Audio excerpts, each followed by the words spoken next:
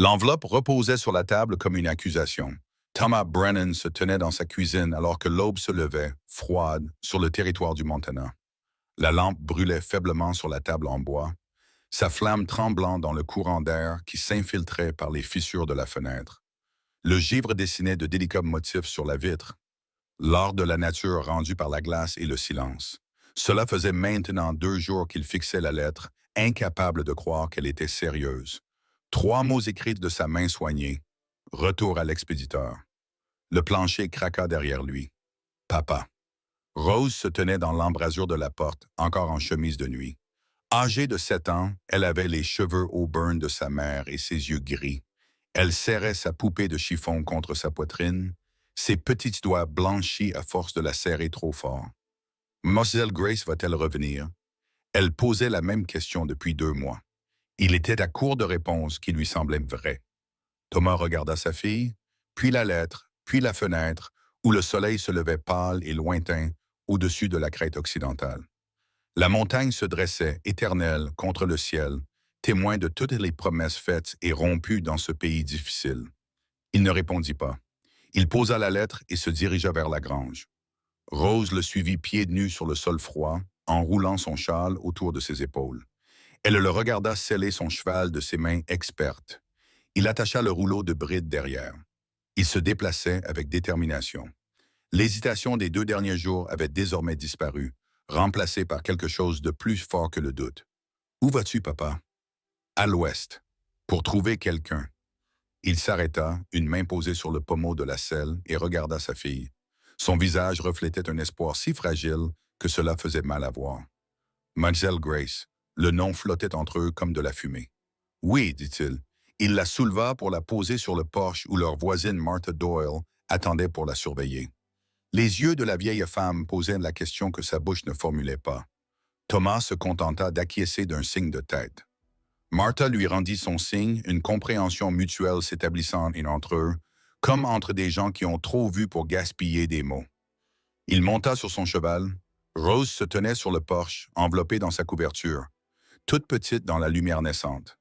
Ses yeux étaient grands ouverts et humides, mais elle ne pleurait pas.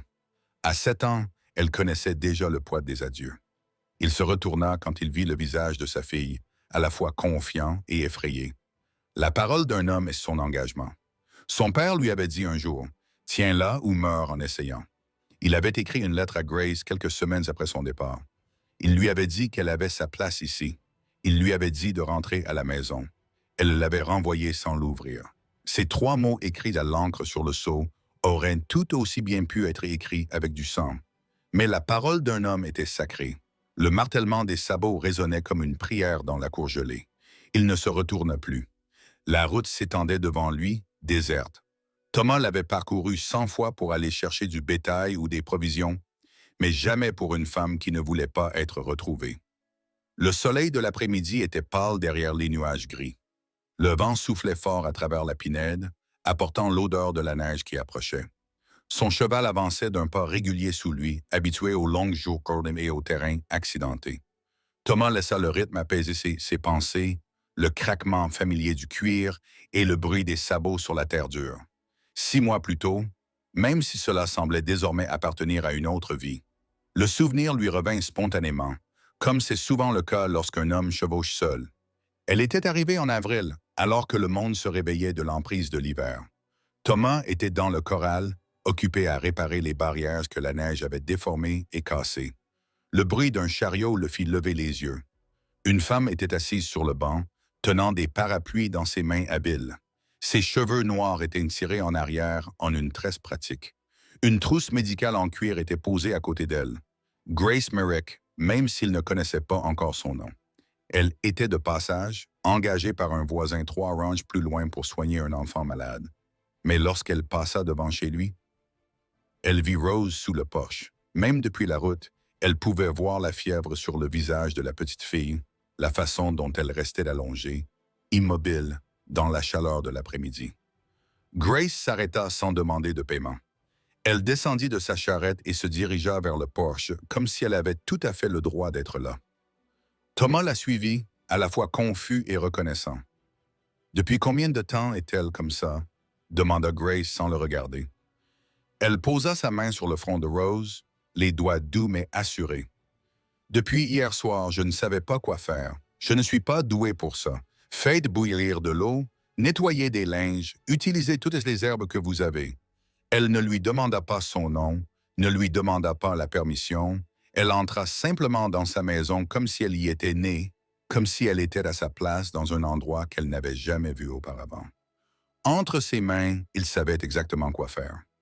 Grace resta 3 jours à soigner sa fille atteinte de la scarlatine, avec des linges frais, des tisanes et une présence douce qui rendait la maison moins vide qu'elle ne l'avait été depuis la mort de Sarah.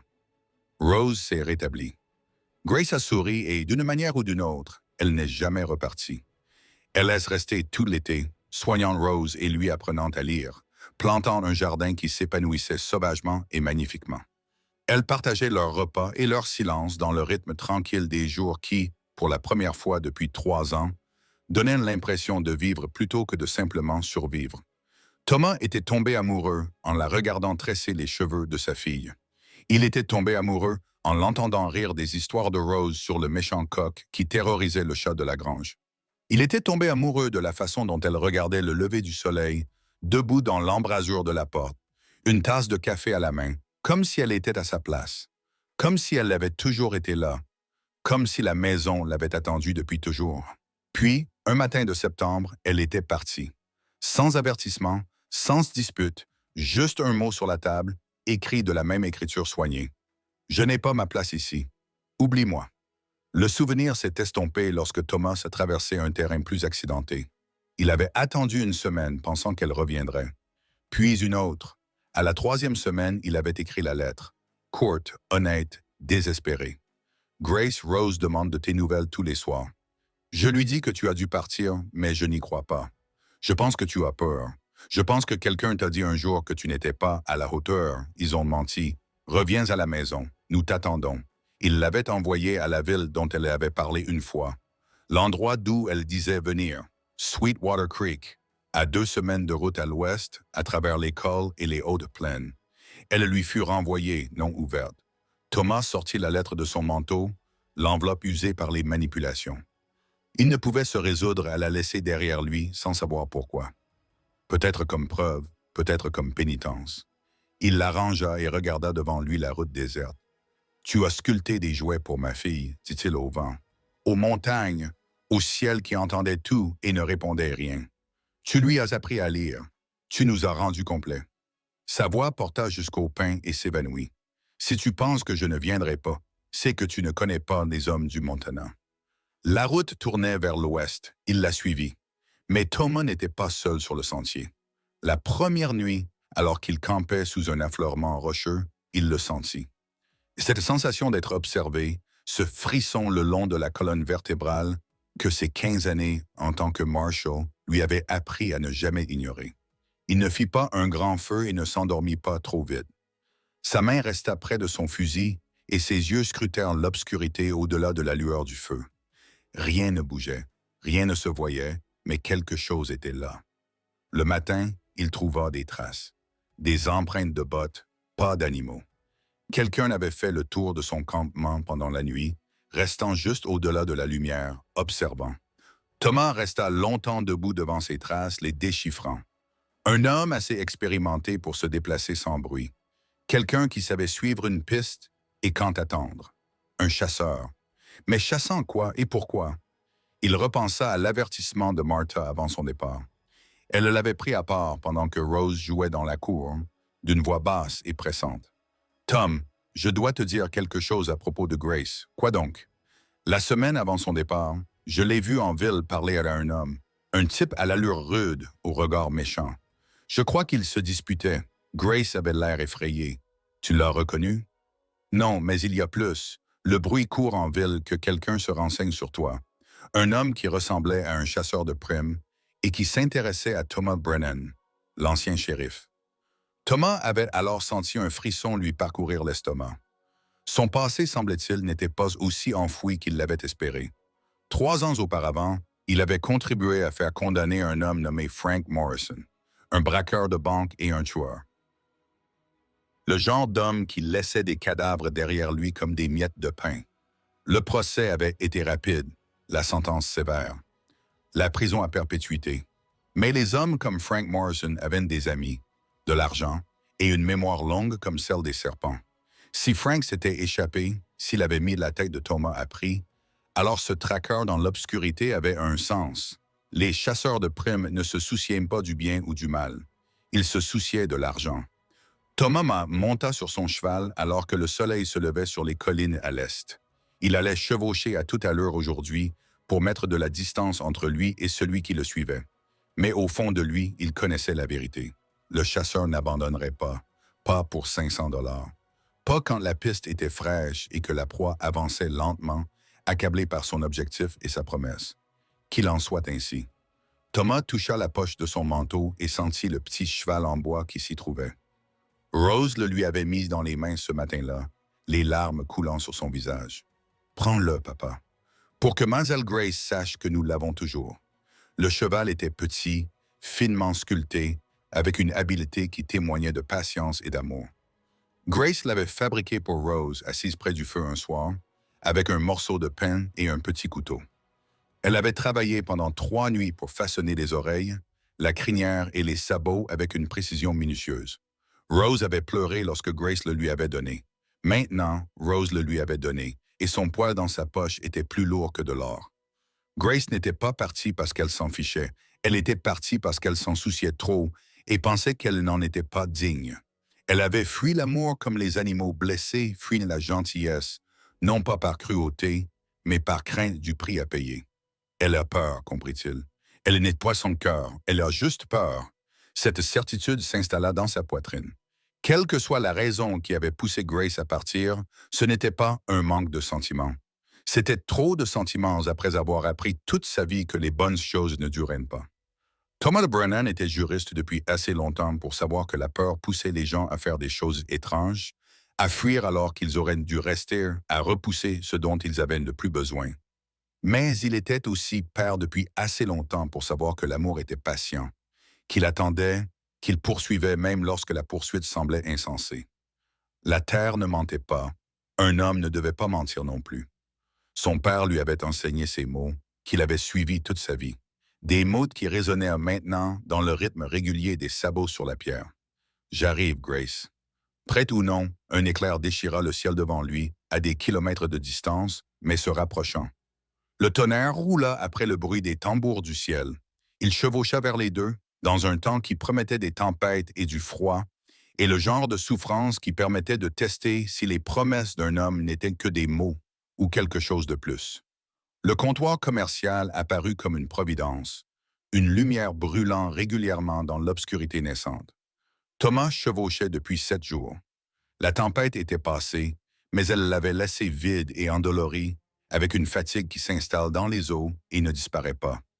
Lorsqu'il vit la lumière de la lampe briller à travers la brume, il faillit pleurer de soulagement. Le bâtiment était constitué de petits murs en rondins, d'un porche affaissé d'un côté et d'une cheminée en pierre d'où s'échappait de la fumée. Une enseigne peinte indiquait « Comptoir commercial de Howell » en lettres presque effacées. Thomas mit pied à terre et attacha son cheval à côté de 2 autres qui s'y trouvaient déjà. La porte s'ouvrit avant qu'il ait pu frapper. Une vieille femme se tenait dans l'encadrement, petite et robuste, les cheveux blancs tirés en arrière et les yeux qui ne manquaient rien. « Une tempête approche, dit-elle. Vous aurez besoin d'un abri. » Ce n'était pas une question. « Oui, madame, je vous en serai reconnaissant. Alors entrez avant de mourir de froid. » La chaleur intérieure le frappa comme une chose physique. Un feu crépitait dans la cheminée. La pièce sentait le café, le gibier et la fumée de bois. Des odeurs qui évoquaient la sécurité et la civilisation dans une région qui n'offrait ni l'une ni l'autre. Un vieil homme était assis près du feu, buriné comme du bois flotté, avec une longue barbe et des mains qui avaient travaillé toute une vie. Il leva les yeux lorsque Thomas entra, hocha une fois la tête et retourna à sa pipe. Walter appela la femme, « Occupe-toi de son cheval. » L'homme se leva sans protester et se dirigea vers l'extérieur. La femme indiqua à Thomas de s'asseoir près du feu. « Assieds-toi, je m'appelle Helen. Voici mon mari. Tu mangeras et dormiras ici ce soir. » « Pas de discussion. Thomas voulait protester, dire qu'il ne pouvait pas se permettre de s'arrêter, que Grace était encore à plusieurs jours de route et que chaque heure comptait. Mais son corps en décida autrement. Il s'assit. Helen lui apporta du café et une tasse en étain, puis un bol de ragoût qui avait meilleur goût que tout ce qu'il avait mangé depuis une semaine. Walter revint en secouant la pluie de son manteau. « Tu as un bon cheval. » Il a mangé et bu. « Merci. » Ils mangèrent dans un silence confortable pendant un moment. Le genre de silence qui existe entre des personnes qui comprennent que tout n'a pas besoin d'être dit. Puis Helen demanda d'une voix prudente mais gentille. « Où allez-vous avec une telle détermination? » Thomas hésita. Il ne connaissait pas ces gens et ne leur devait aucune explication. Mais quelque chose dans les yeux d'Helen, quelque chose dans la façon dont elle le regardait, avec la patience de quelqu'un qui a beaucoup vu et peu jugé, le poussa à parler. Il leur raconta toute l'histoire. Grace, la lettre. Après 2 semaines passées à écrire, il ne savait pas pourquoi il racontait tout cela à des étrangers, si ce n'est que les yeux d'Helen étaient bienveillants et qu'il était trop fatigué pour mentir. Quand il eut terminé, Walter hocha lentement la tête, la fumée s'échappant de sa pipe. La terre ne ment pas, un homme ne devrait pas mentir non plus. Tu fais ce qu'il faut. Helen se pencha en avant, les mains burinées jointes sur ses genoux. Les femmes portent une honte qu'elles ne méritent pas. Quelqu'un a fait du mal à cette fille bien avant que tu ne la connaisses. Lui a dit qu'elle n'était pas assez bien. Parfois, un homme doit traverser tout le territoire pour lui dire la vérité. Que lui diras-tu quand tu la trouveras? Demanda Helen. Thomas y réfléchit, les mots se formant lentement comme la glace en hiver. Qu'elle a sa place ici, que nous l'attendons, que l'amour ne s'arrête pas simplement parce que quelqu'un a peur. Walter sourit dans sa barbe. Ça ira très bien. Thomas partit à l'aube. Helen prépara des provisions supplémentaires et les lui mit dans les mains malgré ses protestations. « Pour quand tu la ramèneras à la maison, dit-elle. Pas si, mais quand, car cette bénédiction le réchauffa plus que le feu. Il partit à cheval, ses paroles le suivant comme un cadeau plus précieux que l'or ou les provisions. La certitude que quelque part dans ce pays difficile, 2 inconnus croyaient en ce qu'ils faisaient, y croyant suffisamment pour le dire. La tempête suivante frappa 1 heure plus tard. La pluie, le vent et le froid transperçaient tout. Le genre de temps qui tuait les voyageurs imprudents, ceux qui ne respectaient pas la puissance de la nature en haute altitude. Thomas continua d'avancer, car il n'avait pas le choix. Grace était à 3 jours de route, peut-être moins s'il chevauchait sans relâche. La cabane qu'il trouva offrait à peine un abri. 3 murs solides, un effondré, le toit qui fuyait à 3 endroits, mais elle était à l'abri du vent, et cela suffisait. Il fit un petit feu près du seul mur intact, s'occupa de son cheval dans l'appentis attenant, puis s'assit seul, écoutant le bruit de la pluie marteler ce qui restait du toit. Cela faisait maintenant 10 jours qu'il était sur la piste. Encore 3 si le temps se maintenait et si ses informations étaient exactes. Encore 3 jours jusqu'à Sweetwater Creek. Il sortit la lettre de son manteau. Le papier était ramolli à force d'avoir été manipulé et l'encre commençait à s'estomper sur les bords. Il l'avait lu 100 fois depuis qu'elle la lui avait renvoyée, mais il l'a relu encore une fois, prononçant les mots à voix haute dans la pièce vide, à la pluie, à n'importe quelle puissance. Écoutez les hommes stupides. Grace Rose a demandé de vos nouvelles tous les soirs. Je lui ai dit que vous deviez partir, mais je n'y crois pas. Je pense que vous avez peur. Je pense que quelqu'un vous a dit un jour que vous n'étiez pas à la hauteur. Ils ont menti. Reviens à la maison. Nous t'attendons, Thomas. Sa voix était le seul son, à part la pluie, rauque et fatiguée, portant tout le poids de 320 kilomètres et de 7 jours de doute. Il plia soigneusement la lettre et la rangea. Il lui restait 3 jours à tenir. Il le fallait. Mais les ennuis se rapprochaient. Le matin du 9e jour, alors que Thomas levait le camp et se préparait à partir, il l'entendit. Des bruits de sabots approchant rapidement de l'est. Ce n'était pas le bruit d'un voyageur, mais celui de quelqu'un qui avait un but précis. Thomas sortit son fusil et attendit. Le cavalier apparut à travers les arbres.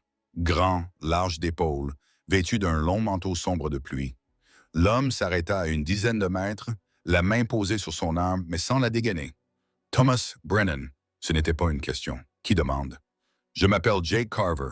Je suis chasseur de primes et il y a une prime sur ta tête. » $500, mort ou vif. Thomas sentit son sang se glacer. Frank Morrison. Ça ne pouvait être que lui. Je ne sais pas ce qu'on t'a dit, mais il n'y a pas de prime sur ma tête. Jake sourit, mais son sourire n'avait rien d'amusé. Frank Morrison dit le contraire. Il dit que tu l'as mis en prison il y a 3 ans. Il dit qu'il a une affaire à régler. Frank est en prison. Il était en prison. Il s'est évadé il y a 6 mois, et la première chose qu'il a faite, c'est de mettre ta tête à prix. La pluie tombait entre eux, froide et implacable. Thomas tenait son fusil fermement, le doigt près de la gâchette, mais pas dessus. Pas encore. Et maintenant? Demanda Thomas. Maintenant, tu viens avec moi ou je te descends et je te ramène sur ta selle. À toi de choisir. Mais Thomas pensa à Rose qui l'attendait à la maison. Il pensa à Grace, à 3 jours de là, dans une ville qui ne savait pas qu'un homme traversait l'enfer pour la rejoindre. « Je ne peux pas faire ça, dit Thomas doucement. J'ai fait une promesse. Les promesses ne se dépensent pas, mon ami. L'or, oui. Alors, je suppose que nous avons un problème. » Ils bougèrent en même temps. Thomas tira le premier, le craquement de son fusil déchirant le matin. La balle atteignit Jake à l'épaule, le faisant tourner sur lui-même. Jake riposta, mais sa balle passa à quelques centimètres de Thomas. Jake serra son épaule, le sang coulant entre ses doigts. Il regarda Thomas avec quelque chose qui ressemblait à du respect. « Ce n'est pas fini, Brennan. C'est fini aujourd'hui. Pars, ou le prochain tir ne manquera pas sa cible. » Jake fit faire demi-tour à son cheval et disparut dans les arbres, laissant derrière lui une traînée de sang et de rage. Thomas baissa son fusil, tremblant sous l'effet de l'adrénaline et de la peur. Il s'était fait un ennemi aujourd'hui. Un ennemi blessé était un ennemi dangereux. Son père disait souvent que les hommes blessés devenaient méchants, désespérés, créatifs. Mais Thomas n'avait pas le temps de s'inquiéter pour Jake Carver. Il avait une promesse à tenir, et chaque heure comptait désormais. Il monta sur son cheval et partit vers l'ouest, dans une région qui devenait de plus en plus rude et froide à chaque kilomètre. Les montagnes s'élevaient devant lui, enneigées et anciennes, indifférentes aux luttes des hommes en contrebas. Thomas Brennan se dirigea vers elle malgré tout, car la parole d'un homme était sacrée et parce que quelque part au-delà de ces sommets, une femme se cachait de ce dont elle avait le plus besoin. Il la trouverait. Il lui dirait la vérité. Et qu'elle le croie ou non, au moins elle saurait. Au moins, elle saurait que quelqu'un avait parcouru 300 miles à travers les tempêtes et les balles pour lui dire une chose simple. Tu as ta place ici. Le soleil se couchait le 13e jour lorsque Thomas Brennan arriva à Sweetwater Creek. La ville était petite, à peine plus qu'un ensemble de bâtiments délabrés blottis les uns contre les autres dans le vide. Une rue principale, une église, 2 saloons, une poignée de magasins. Et quelque part dans cet endroit, Grace Merrick se cachait. Thomas s'arrêta au magasin général, couvert de boue et épuisé, ressemblant davantage à un hors-la-loi qu'à un homme en mission vertueuse. Le commerçant le regarda avec méfiance. « Je cherche une femme, dit Thomas, aux cheveux noirs, discrète. Elle s'appelle Grace Merrick. » Le visage du commerçant changea légèrement. « Je ne connais pas ce nom. Je vous en prie, j'ai fait un long chemin. » Quelque chose dans la voix de Thomas dut le convaincre, car l'expression de l'homme s'adoucit. Il y a une couturière qui loue une chambre au-dessus de la pension de Madame Porter. Elle s'appelle Grace Hartley, pas Merrick. C'est le bâtiment blanc au bout de la rue. Thomas le remercia et se rendit à la pension, le cœur battant plus fort que lorsque Jake Carver avait pointé son arme sur lui. C'était différent. C'était tout. Il resta longtemps dehors, essayant de calmer sa respiration, cherchant les mots justes. 2 semaines avaient mené à cela. Tout avait mené à cela. Il monta les marches et frappa à la porte. La femme qui lui ouvrit était plus âgée, avait les cheveux gris et un regard perçant qui l'évalua immédiatement. « Madame Porter, supposa-t-il, je peux vous aider? Je m'appelle Thomas Brennan. Je viens de voir Grace Hartley. Dites-lui que je viens du Montana. » La femme l'observa un instant, puis acquiesça. « Attendez ici. » Elle disparut à l'intérieur. Thomas resta debout sous le porche, son chapeau à la main, essayant de ne pas trop espérer, essayant de ne pas penser à ce qui se passerait si elle refusait de le voir. 5 minutes s'écoulèrent. Elles lui semblèrent durer des heures. Madame Porter revint. Son expression lui dit tout avant même qu'elle ne parle. Elle dit de rentrer chez vous. Elle ne veut pas vous voir. Ces mots le frappèrent comme un coup de poing. Thomas la regarda, incrédule. Elle ne veut pas me voir. C'est ce qu'elle a dit. Mais puis-je juste lui parler un instant? Sa voix se brisa sur le dernier mot, toute la fatigue et le désespoir de ces 2 semaines finissant par le submerger. Le visage de Madame Porter s'adoucit légèrement. Elle jeta un coup d'œil vers l'escalier, puis vers Thomas. Et lorsqu'elle reprit la parole, sa voix était plus douce. Elle est en train de pleurer là-haut. Depuis que je lui ai dit que vous étiez venu, ce n'est pas une femme qui veut que vous partiez. C'est une femme qui pense qu'elle ne mérite pas que vous restiez. Thomas leva les yeux vers les fenêtres du 2e étage. L'une d'elles laissait entrevoir la lueur vacillante d'une lampe. Une ombre la traversa, brève mais indéniable. Son cœur se brisa et se répara au même instant. Il descendit lentement les marches et se tint dans la rue à côté de son cheval. Il pouvait partir maintenant, rentrer chez lui, respecter ses souhaits, dire à Rose qu'il avait essayé, mais que parfois, essayer ne suffisait pas. Il leva à nouveau les yeux vers sa fenêtre, puis il s'assit sur les marches de la pension. Madame Porter ouvrit la porte. « Que faites-vous? » Thomas la regarda fixement, d'une voix calme mais assurée. « J'attends quoi?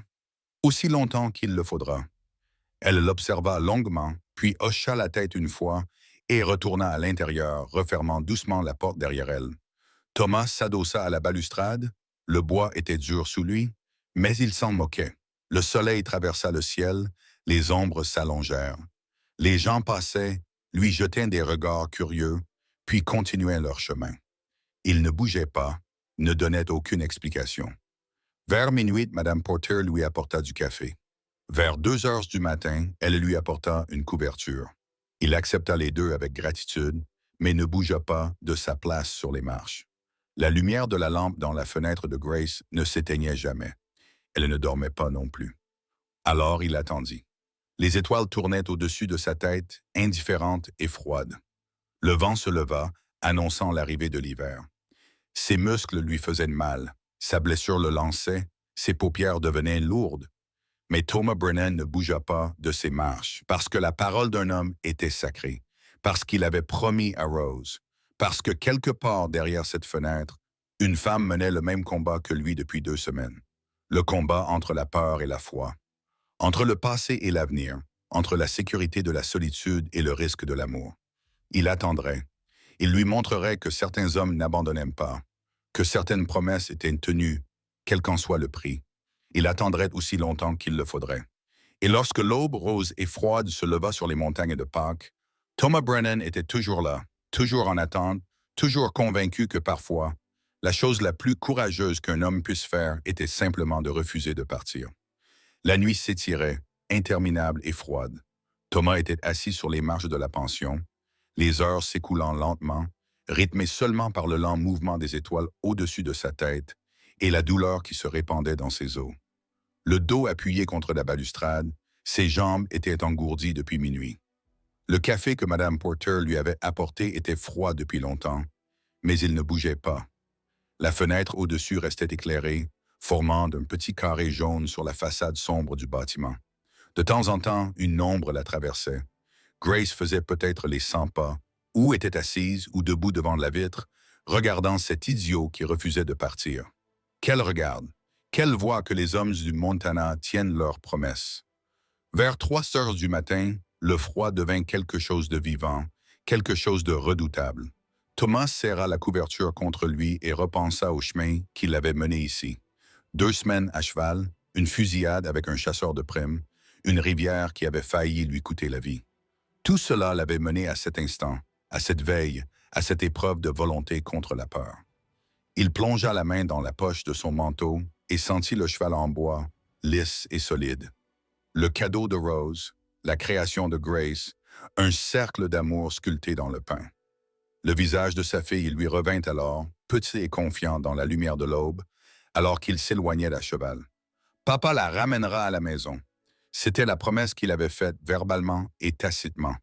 Et Thomas Brennan ne rompait pas ses promesses. Ni à sa fille, ni à lui-même, ni à la femme qui se cachait derrière cette fenêtre éclairée. Oh, Miley, la femme qui avait appris à lire à son enfant, qui avait planté des jardins et qui avait redonné à leur maison l'atmosphère d'un foyer. Le ciel à l'est commençait à pâlir, les étoiles s'éteignant une à une. L'aube arrivait lentement, inévitable comme un jugement. Thomas était assis depuis 9 heures. Son corps réclamait du mouvement, de la chaleur, du repos. Son esprit lui murmurait que c'était de la folie, qu'aucune femme ne valait une telle souffrance.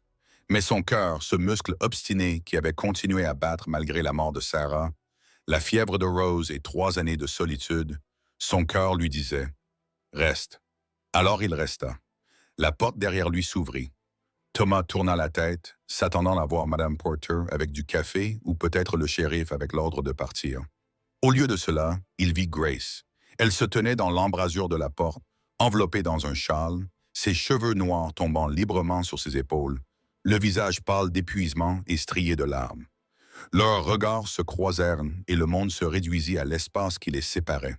Un mètre qui aurait tout aussi bien pu être 300 mètres. « Tu n'aurais pas dû venir », murmura-t-elle. Thomas se leva lentement, ses articulations protestant, ses muscles raidis par le froid et l'attente. Mais il se leva parce qu'un homme se lève quand une femme lui parle, surtout quand cette femme tient tout son monde dans ses prochains mots. « Je n'aurais pas dû te laisser partir », dit-il. Le silence s'étendit entre eux, électrique et chargé de tous les mots qu'ils n'avaient pas dits. Tous les moments qu'ils avaient perdus, toutes les peurs et tous les espoirs emmêlés comme des racines sous la terre. La main de Grace agrippa le cadre de la porte, comme si elle risquait de tomber sans lui. Ses yeux sombres, qui avaient regardé le lever du soleil depuis son porche, qui avaient ri aux histoires de Rose, et qui avaient vu trop de souffrance en trop peu d'années. Ses yeux étaient remplis d'une émotion que Thomas ne pouvait nommer. « Entre », dit-elle finalement. « S'il te plaît. » Mais pour comprendre ce qui s'était passé dans cette chambre au-dessus de la pension, pour savoir pourquoi Grace s'était enfuie et pourquoi elle hésitait maintenant à laisser Thomas entrer, nous devons revenir en arrière, revenir là où son histoire avait véritablement commencé, avant Thomas, avant Rose, avant Sweetwater Creek. Revenir à l'époque où elle n'était qu'une enfant, apprenant que l'amour était quelque chose de temporaire, quelque chose qui pouvait être perdu. À 320 km à l'est, tandis que Thomas attendait sur ses marches froides, une autre histoire se déroulait. Une histoire qui allait entrer en collision avec la sienne avant le coucher du soleil d'un autre jour. Jake Carver chevauchait à toute allure dans l'obscurité, son épaule gauche lui faisant souffrir à chaque mouvement de son cheval. La blessure par balle que Thomas Brennan lui avait infligée était nette, mais elle brûlait comme un feu d'enfer et saignait plus qu'il ne l'aurait souhaité. Il avait sous-estimé l'ancienne Marshall. Cela ne se reproduirait plus. Jake avait 52 ans et il traquait des hommes depuis 30 ans. Le pistage était dans son sang, hérité d'une mère chaudronnier qui savait lire les traces comme les hommes blancs lisent les journaux. Elle lui avait appris la patience, à voir ce que les autres ne voyaient pas, à comprendre que les meilleurs chasseurs étaient ceux qui comprenaient leur proie. Et Jake comprenait Thomas Brennan. Ce n'était pas un homme qui fuyait de la loi. C'était un homme qui courait vers quelque chose ou quelqu'un. La façon dont il se déplaçait, la détermination qui transparaissait dans chacun de ses choix sur la piste. C'était un homme qui avait un but. Jake pouvait respecter cela, même s'il avait l'intention de le tuer. 500 $, c'était 500 $. Et Frank Morrison avait promis le double si Jake ramenait Brennan vivant, le triple s'il le faisait souffrir d'abord. Frank voulait se venger plus qu'il ne voulait mourir. Il voulait regarder dans les yeux l'homme qui l'avait fait enfermer et lui montrer ce qui arrivait à ceux qui se mettaient en travers de son chemin. Mais Jake n'était pas un homme cruel par nature. Il agirait rapidement le moment venu. Brennan avait mérité cela avec cette balle dans l'épaule, avec sa façon de bouger et de se battre comme un homme qui se souvenait encore de ce que signifiait être dangereux. Mais d'abord, Jake avait besoin de se soigner, de penser correctement sa blessure, de se procurer des fournitures, peut-être de trouver un médecin qui ne poserait pas trop de questions. Il connaissait un endroit à 3 jours au nord, une ville où les Marshalls ne se rendaient pas et où les chasseurs de primes n'étaient qu'une autre catégorie de travailleurs. Il se reposerait là-bas. Que Brennan pense qu'il avait gagné, qu'il se sente à l'aise dans sa quête. Ensuite, Jake viendrait le chercher, frais et dispo. Et cette fois, il n'y aurait pas d'erreur. La chasse n'était pas terminée. Elle ne faisait que commencer. La chambre de Grace était petite et dépouillée, ne contenant que le strict nécessaire pour une vie temporaire. Un lit avec un cadre en fer. Une table marquée par des années d'utilisation. Une seule chaise qui vacillait quand on s'asseyait dessus. Un lavabo ébréché. Aucune photo sur les murs. Aucun souvenir sur la commode. Rien qui ne témoignait de racines, de permanence ou d'une vie destinée à durer. Thomas se tenait juste à l'intérieur de la porte, soudainement incertain. C'était son espace, son refuge, et il se sentait comme un intrus malgré son invitation. Grace se dirigea vers la fenêtre et regarda la rue en contrebas, à l'endroit où il avait passé la nuit. « Pourquoi ?» demanda-t-elle d'une voix à peine plus forte qu'un murmure. « Pourquoi as-tu fait ça ?» Thomas réfléchit à la question et à toutes les réponses qu'il pouvait donner. « Parce que je l'avais promise à Rose. Parce que j'avais parcouru 300 miles et que je n'allais pas m'arrêter à 20 pieds. Parce que je suis têtu et stupide et trop vieux pour apprendre. Mais ce qu'il dit était plus simple, plus vrai. Parce que tu comptes pour moi. » Les épaules de Grace tremblèrent. Elle ne se retourna pas, ne lui laissa pas voir son visage. Mais il pouvait entendre les larmes dans sa voix lorsqu'elle reprit la parole. « Tu ne me connais pas. Tu ne sais pas qui je suis. Alors dis-moi. » Elle se retourna alors, et la douleur dans ses yeux était si vive qu'il était douloureux d'en être témoin. « Je suis quelqu'un qui part, c'est ce que je fais. Je trouve de bonnes choses et je les fuis parce que je sais qu'elles ne dureront pas. Mieux vaut partir le premier que d'attendre d'être renvoyé. Qui t'a renvoyé? » Et voilà la question qui a rouvert la blessure, la porte qui menait aux pièces sombres de son passé. Grace s'assit sur le lit, les mains jointes sur ses genoux, et commença à parler. « J'avais 5 ans quand mes parents sont morts. La fièvre les a emportés tous les deux en une semaine. Ma mère d'abord, puis mon père 3 jours plus tard. Je me souviens du bruit de sa toux, de la façon dont elle remplissait la petite maison où nous vivions, de la façon dont elle s'est arrêtée soudainement une nuit et du silence qui était pire que le bruit. Sa voix était plate, distante, la voix de quelqu'un qui raconte des faits qui sont arrivés à quelqu'un d'autre. Ma tante Sarah m'a recueilli.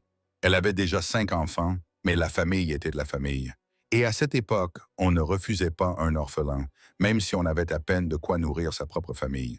Je suis resté chez elle pendant 1 an. J'ai essayé d'être sage, d'être utile, d'être invisible pour ne pas être un fardeau. Grace regarda ses mains, ses doigts qui avaient cousu, soigné et sculpté des chevaux en bois à la lueur du feu. Mais j'étais un fardeau. Une bouche de plus à nourrir, un corps de plus à habiller. Lorsque l'hiver fut rude cette année-là, tante Sarah prit une décision. Elle m'envoya chez sa sœur Margaret. Thomas écouta sans l'interrompre, sentant que cette histoire devait être racontée dans son intégralité, que toute interruption rendrait la fin plus difficile. Tante Margaret n'avait pas d'enfant. Elle pensait que je pourrais peut-être lui tenir compagnie, combler le vide dans sa maison. Mais j'avais 6 ans et je ne savais pas comment être ce dont elle avait besoin. J'étais trop lente dans les tâches ménagères, trop maladroite avec la vaisselle, trop bruyante quand je jouais. Au bout de 8 mois, elle m'envoya chez mon cousin Thomas. La litanie continua. Chaque foyer était une variation sur le même thème. Mon cousin Thomas, dont la femme pensait que la grâce était un porte-malheur, maudit par la mort de ses 2 parents. Oh, si jeune! Mon oncle John, qui buvait trop, et lorsqu'il était sobre, en voulait d'avoir à nourrir un enfant qui n'était pas le sien. Mon oncle Robert, dont la nouvelle femme était jalouse de toute attention que son mari portait à quelqu'un d'autre. Ma cousine Elizabeth, qui voulait davantage une servante non rémunérée qu'un membre de la famille. 7 foyers avant ses 15 ans. 7 fois où on lui a dit, par des mots, des actes ou des silences glacials, qu'elle n'était pas désirée, pas aimée, pas assez bien.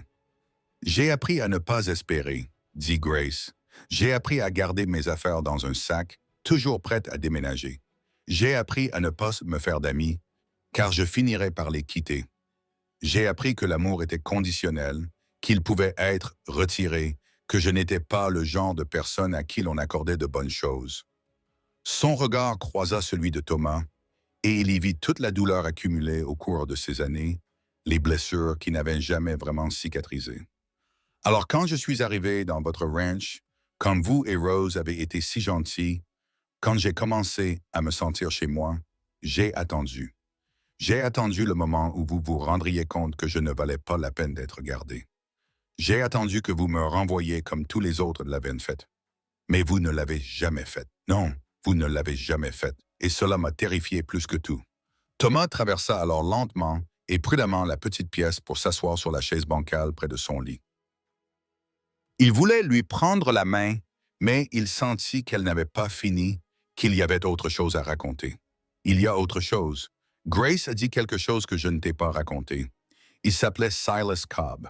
Grace prononça ce nom comme une malédiction, comme quelque chose d'amer sur la langue. Thomas sentit ses mains se crisper sur les accoudoirs de la chaise. Ses vieux instincts de Marshall refairent surface, reconnaissant le ton d'une victime parlant de son agresseur. À 15 ans, je n'avais plus de famille pour m'accueillir, mais j'avais besoin de travail, d'un endroit où vivre. J'ai entendu parler d'un propriétaire de ranch qui cherchait de l'aide. Silas Cobb. Au début, il semblait assez correct. Il me payait correctement, me traitait avec respect, m'avait donné une chambre à l'arrière de la maison du ranch. La voix de Grace est devenue plus calme, plus dure. Cela a duré environ 1 an. Puis, il s'est mis à boire, à me regarder différemment, à dire des choses qui me donnaient de la chair de poule. Une nuit, il est venu dans ma chambre ivre, a essayé de me forcer à coucher avec lui. Je me suis échappé par la fenêtre et je me suis enfui. Où es-tu allé? N'importe où. Partout. J'ai appris la guérison auprès d'une femme à Denver. J'ai voyagé avec elle pendant 2 ans avant qu'elle ne meure. Après cela, j'ai voyagé de ville en ville, sans jamais rester longtemps, sans jamais utiliser mon vrai nom, car j'avais peur que Silas me retrouve. T'a-t-il retrouvé? Grace acquiesça, les larmes coulant sur son visage, sans retenue et sans honte. Il m'a retrouvé dans le Montana 1 semaine avant que je quitte votre ranch. Il est venu quand vous étiez dehors avec le bétail et que Rose était à l'intérieur. Il m'a dit qu'il allait me causer des ennuis, qu'il allait prétendre que je l'avais volé, qu'il allait me dénoncer à la police, ou pire, il a dit qu'il ferait du mal à Rose juste pour me punir d'avoir fui. Thomas comprit soudain, comme un coup de massue. Elle n'était pas partie parce qu'elle s'était désintéressée d'eux. Elle était partie pour les protéger. Alors vous avez fui à nouveau. Je fuis toujours. C'est tout ce que je sais faire. Thomas se pencha en avant, la voix tendue et pressante. Et fuir a-t-il fonctionné? Silas t'a-t-il oublié? Grace détourna le regard. Non, il est ici, à Sweetwater Creek. Je l'ai vu il y a 2 jours. Le soleil était maintenant complètement levé, filtrant à travers la fenêtre en rayons d'or et d'ombre. Des voix s'élevaient de la rue en contrebas de la ville qui s'éveillait à une nouvelle journée. Mais dans cette petite pièce, le temps semblait suspendu. 2 personnes prises dans un moment qui allait tout décider. Thomas se leva et se dirigea vers la fenêtre. Il regarda la rue et les gens qui passaient, dans le flux normal d'une journée normale dans une petite ville frontalière. Quelque part là-bas, Silas Cobb se promenait en pensant qu'il avait gagné, qu'il avait contraint Grace à se cacher pour toujours.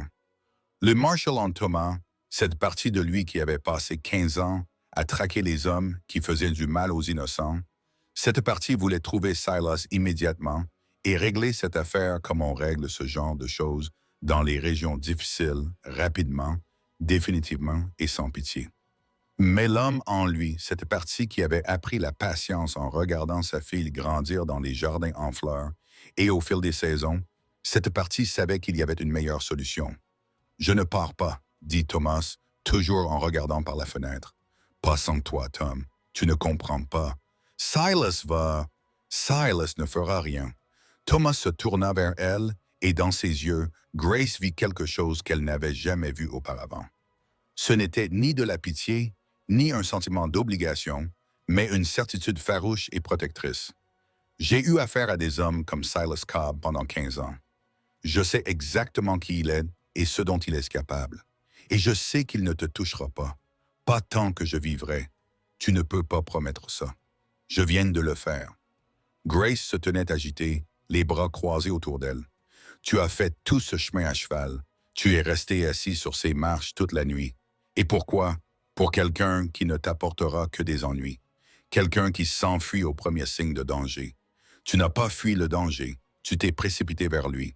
Tu l'as éloigné de Rose, de moi, et tu l'as porté seul parce que tu pensais que c'était noble. C'était un sacrifice. C'était de la lâcheté. Non. Thomas traversa la pièce en 3 enjambées, et cette fois, il la prit dans ses bras, posant doucement ses mains sur ses épaules. C'était de l'amour. Peut-être mal avisé, mais de l'amour. Et je suis ici pour te dire quelque chose que personne d'autre ne t'a apparemment jamais dit. Grace leva les yeux vers lui, les yeux grands ouverts et humides. Tu n'as pas à porter ce fardeau toute seule. Tu n'as pas à fuir. Tu n'as pas à mériter le droit d'être aimé, car l'amour n'est pas quelque chose que l'on mérite. C'est quelque chose que l'on accepte ou que l'on rejette. Et je te demande de l'accepter. Il plongea la main dans son manteau et en sortit le cheval de bois, le tenant entre eux comme une offrande, comme une promesse concrétisée. Rose m'a demandé de l'apporter. Elle m'a dit, « Pour te dire que nous l'avons toujours, que nous nous souvenons que nous attendons. » Grace prit le cheval entre ses mains tremblantes, le serra contre sa poitrine et fondit en larmes. Les larmes coulaient en sanglots violents, ceux qui viennent d'années de chagrin refoulés, d'une vie passée à croire que vous ne méritiez pas d'être aimé. Thomas la serra dans ses bras pendant qu'elle pleurait, sans rien dire, car il n'y avait rien à dire, la laissant simplement évacuer tout le poison qui la tuait lentement depuis si longtemps. À 320 km à l'est, Rose Brennan était assise sous le porche du ranch de son père et regardait la route. Martha Doyle était assise à côté d'elle, réparant une chemise, l'aiguille allant et venant, avec une efficacité acquise par l'habitude. La vieille femme jetait un coup d'œil à l'enfant toutes les quelques minutes, voyant que les yeux de Rose ne quittaient jamais l'horizon oriental. La façon dont elle restait immobile, comme si le moindre mouvement pouvait retarder le retour de son père. « Il reviendra, mon enfant. Je le sais. Avec ou sans Mademoiselle Grace, il reviendra. » Rose resta silencieuse pendant un long moment, puis dit d'une voix trop mature pour une enfant de 7 ans, « Mais ce ne sera pas pareil s'il revient seul, et il sera à nouveau triste, comme après la mort de maman. » Martha posa son ouvrage et regarda la fillette. Si jeune, mais elle comprenait déjà que certaines blessures ne guérissaient pas avec le temps, que certaines pertes vous changeaient à jamais. « Ton papa est un homme bon, Rose, l'un des meilleurs que je connaisse. Et les hommes bons n'abandonnent pas facilement. Mademoiselle Grace a peur. Papa me l'a dit. Peur de quoi? Que cela la fasse partir comme les autres l'ont fait. » Rose gratta le bois du porche, ses petits doigts traçant d'anciennes cicatrices dans le pain. « Mais nous ne ferions pas cela. Nous l'aimons. » Martha sourit, à la fois triste et fière. L'amour est une chose compliquée quand on a été blessé. Parfois, ceux qui en ont le plus besoin sont ceux qui en ont le plus peur. Pourquoi? Parce que si tu ne te permets jamais d'aimer quelque chose, cela ne peut pas te faire de mal quand cela disparaît. Rose réfléchit à cela, son jeune esprit travaillant sur des idées trop lourdes pour l'enfance. Finalement, elle dit, « Mais c'est idiot. Ne pas aimer les choses ne t'empêche pas de souffrir. Cela signifie simplement que vous souffrez seul. » Martha regarda la fillette avec une sorte d'admiration. De la bouche des enfants, disait le bon livre, parfois la sagesse venait des endroits les plus étranges. Tu as raison, mon enfant. Tu as tout à fait raison. Ils s'assirent en silence, regardant la route, attendant un homme qui avait bravé les tempêtes et le danger pour prouver que certaines promesses valèrent la peine d'être tenues. Certains amours valaient la peine de prendre le risque. À Sweetwater Creek, dans une chambre au-dessus d'une pension, Thomas Brennan sortit une lettre de son manteau. L'enveloppe était usée, ramollie par les manipulations, l'eau et les kilomètres parcourus. Il la tendit à Grace. « Je l'ai écrite 3 semaines après ton départ. Tu me l'as renvoyée sans l'ouvrir. Je veux que tu saches ce qu'elle dit. » Grace regarda la lettre comme si elle pouvait la brûler. « Tom, je ne peux pas. Tu n'as pas besoin de la lire. Écoute-moi simplement. » Il déplia le papier, le lissa sur son genou et lut à haute voix dans cette pièce baignée par la lumière du matin qui filtrait à travers la fenêtre. « Grace, Rose demande de tes nouvelles tous les soirs. Je lui dis que tu as dû partir, mais je n'y crois pas. Je pense que tu as peur. Je pense que quelqu'un t'a dit un jour que tu n'étais pas à la hauteur. Cette personne a menti. » Sa voix se brisa, mais il continua. « Ta place est ici, avec nous, avec Rose, avec moi.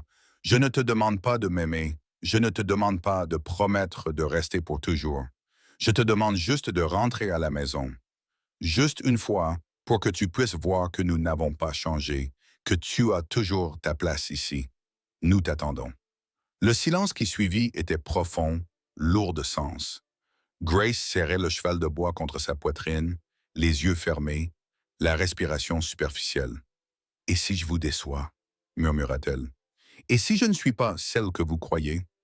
Alors nous trouverons une solution ensemble. Mais Grace, vous ne pourriez jamais me décevoir. Votre départ m'a déçu.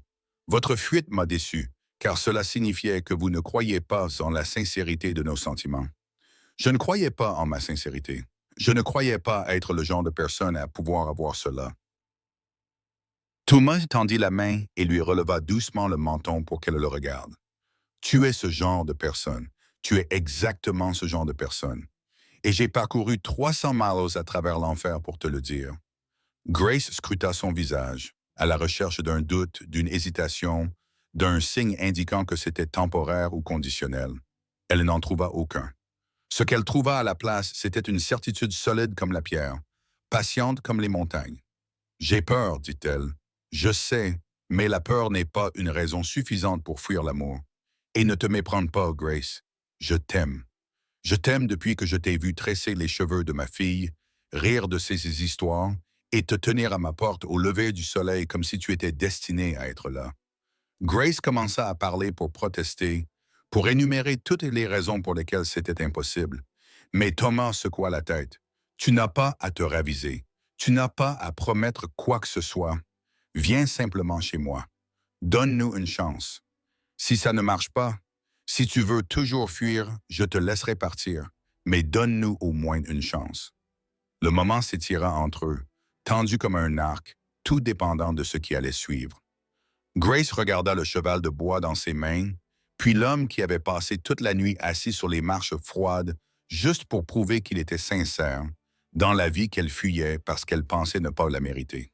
« D'accord, dit-elle si doucement qu'il faillit ne pas l'entendre. « D'accord, je rentrerai à la maison. » Mais le monde, semble-t-il, avait d'autres plans. La porte s'ouvrit brusquement et Madame Porter se tenait là, le visage pâle, le souffle court. « Grace, il y a un homme en bas. Il demande à te voir. Il dit qu'il s'appelle Silas Cobb. » Grace se raidit, toute couleur disparaissant de son visage. Thomas sentit sa main se crisper sur son bras, sentit la peur l'envahir par vagues. « Reste ici, dit-il. »« Tom, non, il est dangereux. »« Moi, oui aussi. » Thomas Brennan descendit les escaliers avec ses 15 années d'expérience dans les forces de l'ordre et quelque chose de plus dangereux que l'expérience qui le motivait. Il descendit les escaliers en sachant que la femme à l'étage, la femme qu'il aimait, avait été blessée par l'homme qui attendait en bas. Et il existait une vieille justice dans les régions frontalières, plus ancienne que les livres de droit et les salles d'audience, une justice qui disait que certaines dettes se payaient en sang et en os. Silas Cobb se tenait dans le salon de la pension, se balançant légèrement, la laine imprégnée de whisky, même à cette heure matinale. C'était un homme corpulent, aux épaules larges, avec ce genre de méchanceté qui vient du fait de faire du mal à ceux qui sont plus faibles que soi. Il leva les yeux lorsque Thomas apparut dans l'escalier et plissa les yeux. « Qui diable êtes-vous? »« Je suis celui qui va vous demander de partir. » Silas éclata d'un rire laid et moqueur. « Grace vous a envoyé ce petit qui me doit 2 ans de salaire. J'ai tout à fait le droit d'être ici. » Thomas arriva en bas de l'escalier et quelque chose dans sa démarche, quelque chose dans son attitude fit taire le rire de Silas. « Tu as 3 secondes pour franchir cette porte et continuer à marcher. Après ça, ce qui t'arrivera ne dépendra que de toi. Tu me menaces? Je te le promets. » La main de Silas se dirigea vers sa ceinture, vers le couteau que Thomas pouvait voir là. Mais Thomas n'avait pas été marshal pour rien. Il n'avait pas survécu à 15 ans passés à traquer des hommes dangereux sans apprendre à lire la violence avant qu'elle ne se produise. Il agit le premier. Thomas réduisit la distance en 2 pas, attrapa le poignet de Silas avant que le couteau ne sorte de son étui et le tordit. L'os craqua. Silas hurla. Le couteau tomba bruyamment sur le sol. Thomas balaya les jambes de Silas et le plaqua violemment au sol, puis posa un genou sur sa poitrine et se pencha vers lui. « Tu m'écoutes, Silas? » La douleur et la peur remplaçant enfin la bravade, il acquiesça. « Grace quitte cette ville. Elle retourne dans le Montana avec moi. Tu vas oublier que tu l'as connue. Tu vas oublier son nom, oublier son visage, oublier qu'elle existe. Parce que si j'apprends que tu t'es approché à moins de 160 km d'elle, si j'apprends que tu as simplement prononcé son nom, je viendrai te chercher et la prochaine fois, je ne serai pas aussi gentil. » Thomas se leva et regarda Madame Porter, qui avait observé toute la scène, les lèvres pincées et le regard approbateur. Merci pour votre hospitalité, madame. Nous partons aujourd'hui. Il monta les escaliers jusqu'à la chambre de Grace, laissant Silas Cobb gémir sur le sol derrière lui sans se retourner. Grace était à la fenêtre, le visage collé contre la vitre, en train d'observer. Lorsque Thomas entra, elle se tourna vers lui, les yeux pleins de questions.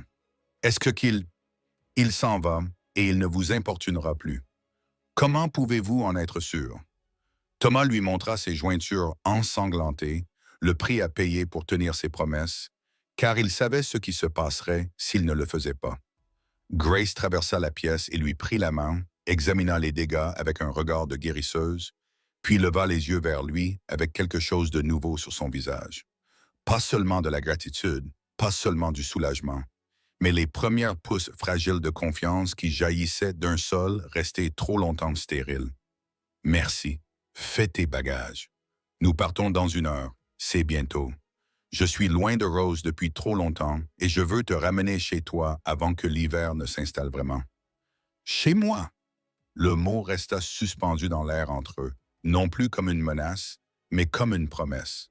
Grace acquiesça et commença à rassembler ses maigres possessions tandis que Thomas allait préparer les chevaux. Il sortit dans la rue et sentit la chaleur du soleil matinal sur son visage. Pour la première fois depuis 2 semaines, il se permit de croire que peut-être, juste peut-être, cela fonctionnerait. Il avait parcouru 300 mètres. Il avait affronté un chasseur de primes. Il avait failli se noyer. Il avait passé une nuit froide et pleine de doutes. Et maintenant, il ramenait Grace à la maison. Mais le chemin du retour ne serait pas facile. Jake Carver était toujours là, et l'orgueil blessé poussait les hommes à faire des choses désespérées. L'hiver approchait, arrivant tôt dans les hautes terres, et Grace, malgré son accord, avait toujours peur, apprenait encore à faire confiance. Le voyage n'était pas terminé. À bien des égards, il ne faisait que commencer. Thomas Brennan regarda vers l'ouest, vers sa maison, vers sa fille qui l'attendait sous le porche, vers un avenir qu'il avait osé espérer. Malgré toute raison et toute logique, il sourit. La parole d'un homme était sacrée et il avait tenu parole. Maintenant venait la partie la plus difficile. Maintenant venait le moment de tenir parole chaque jour, à travers les saisons et les années, et tous les petits moments qui composaient une vie. Mais tandis que Thomas sellait les chevaux et attendait que Grace descende, tandis qu'il sentait le cheval en bois solide dans sa poche et pensait au visage de Rose lorsqu'elle les verrait rentrer ensemble à cheval, il savait une chose avec une certitude absolue. Quoi qu'il arrive ensuite, ils y feront face ensemble, et cela faisait toute la différence. Ils quittèrent Sweetwater Creek alors que le soleil montait vers midi, 2 chevaux côte à côte sur la route orientale. Grace était assise bien droite sur la selle que la mère, Madame Porter, avait insisté pour qu'elle prenne, avançant d'un pas régulier sous elle. Elle portait une robe de voyage que la propriétaire lui avait donnée, pratique et usée mais propre, et ses quelques possessions étaient attachées en un paquet derrière sa selle. Tout ce qu'elle possédait au monde tenait dans un sac plus petit qu'un sac d'alimentation. Thomas chevauchait à ses côtés sur Duke, le bay Jelling, qu'il avait transporté sur 300 mètres et l'avait ramené. Le cheval connaissait le chemin du retour. Il le savait instinctivement, comme les animaux connaissent des choses-là, et ses oreilles étaient dressées, impatientes. Mais Thomas gardait un rythme mesuré, sans se presser. Grace était encore fragile. Elle digérait encore ce qu'elle avait accepté. Tous les quelques kilomètres, il lui jetait un coup d'œil, vérifiant qu'elle n'avait pas changé d'avis, s'assurant qu'elle était bien réelle, que tout cela était bien réel et qu'ils rentraient vraiment chez eux ensemble. La première heure s'écoula dans le silence, assez confortablement. Grace regardait la campagne défiler, les hautes plaines laissant lentement place aux contreforts. L'herbe automnale était dorée sous le soleil. C'était d'une beauté austère, cette terre exigeante et impitoyable, mais honnête. Les montagnes s'élevaient devant eux, leur sommet déjà blanc de neige précoce. « Combien de temps cela prendra-t-il » demanda finalement Grace, sa voix faible face à l'immensité. « 5 jours si le temps le permet. Peut-être 6. C'est plus rapide que ton voyage jusqu'ici. Je connais le chemin maintenant et je ne m'arrêterai pas pour demander mon chemin ou attendre que les tempêtes passent et que les cabanes soient réparées. » Il fit une pause puis ajouta doucement. « Et j'ai une raison de rentrer rapidement à la maison. » Grace le regarda, les yeux pleins de questions. Rose, dit Thomas, elle est restée trop longtemps sans nous deux. Et elle attend. Elle sait que je suis parti à ta recherche. Elle sait que je ne reviendrai pas sans avoir tout essayé. Et si elle m'en veut d'être partie? Rose n'est pas du genre à se mettre en colère. Pas contre les gens qu'elle aime, mais elle est pleine d'espoir. Tellement d'espoir que cela m'effraie parfois. Grace resta silencieuse, pensant à la petite fille à qui elle avait appris à lire, l'enfant qu'il avait appelé maman une fois avant de se reprendre. Ce souvenir était à la fois doux et poignant. Elle me manquait. Grace disait tous les jours, « Vous me manquez tous les deux. » Alors pourquoi as-tu renvoyé la lettre? C'était la première fois que Thomas posait la question directement et Grace lui devait une réponse. Elle prit une inspiration pour rassembler ses mots. Parce que je pensais que si je la lisais, je ne pourrais pas rester loin. Et je pensais que je devais rester loin pour te protéger de Silus. Mais plus que cela, elle avait du mal à exprimer quelque chose qu'elle comprenait à peine elle-même. Je pensais que si je lisais tes mots, si je me laissais aller à l'espoir, et que tout s'écroulait quand même, cela ferait plus mal que tout ce que j'avais connu auparavant. Alors, je l'ai renvoyé. Je me suis dit que j'étais forte, mais tu ne l'étais pas. Non, j'étais lâche. Thomas tendit le bras par-dessus l'espace qui séparait leurs chevaux et lui prit la main. Le contact fut bref, juste un instant de connexion, mais il stabilisa quelque chose en Grace qui était instable depuis trop longtemps. Tu es là maintenant, c'est tout ce qui compte. Ils continuèrent leur route et le silence entre eux devint plus chaleureux, plus facile. Grace se détendit au rythme de la chevauchée, à la présence solide de l'homme à ses côtés, à la possibilité que peut-être, juste peut-être, cela pourrait fonctionner. Mais le monde n'avait pas encore fini de les mettre à l'épreuve. 3 jours après le début de leur voyage, alors qu'ils traversaient un étroit col dans les montagnes, Grace vit le corps de Thomas se crisper. Sa main se posa sur son fusil et ses yeux scrutèrent les rochers au-dessus d'eux avec la vigilance d'un homme habitué au danger. « Qu'y a-t-il? » demanda Grace, sentant sa propre peur monter. « On est suivi. »« Syl, non, quelqu'un d'autre. Quelqu'un qui nous suit depuis notre départ de Sweetwater Creek. » Grace sentit son estomac se nouer. « Depuis combien de temps le sais-tu? »« Depuis hier matin. J'espérais me tromper. » Mais il désigna une crête derrière eux. Pendant un instant, Grace l'aperçut.